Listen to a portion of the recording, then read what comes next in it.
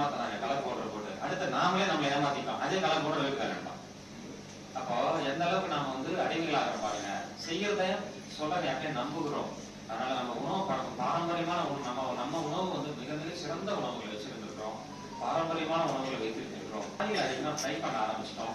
உணவகங்கள் அதிகமா வாங்க ஆரம்பிச்சோம். குறிப்பா சைனீஸோட ரெஸ்டாரண்ட்ஸ்ல அதனுடைய உணவுகளை உணவே உண்ணாதீர்கள்.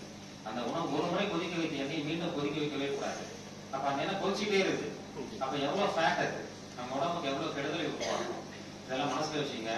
ஆயிலை ஒரு முறை பயன்படுத்தலாம், நம்ம பயன்படுத்தக்கூடாது. சிறுதானிய உணவை பொறுத்த வரைக்கும் நமக்கு நிறைய விஷயங்கள் இருக்கு. உதாரணத்துக்கு கேழ்வரகு பார்த்தீங்கன்னா அவ்வளவு கால்சியம் இருக்கு. சாமை எடுத்துக்கிட்டீங்கன்னா நார்ச்சத்து இருக்கு. குதிரை வாழையில இரும்பு சத்து அதிகம், வரகுல நார்ச்சத்து அதிகம். ஒவ்வொரு உணவுக்கும் ஒவ்வொரு சிறப்பம்சங்கள் இருக்கின்றன. ஆனால் நம்முடைய பாரம்பரிய உணவுகளை நீங்கள் பயன்படுத்த வேண்டும் என்று கேட்டுக்கொள்கிறேன். வருகின்ற 18ஆம் தேதி அன்று மக்களுடன் முதல்வர் என்கின்ற திட்டத்தை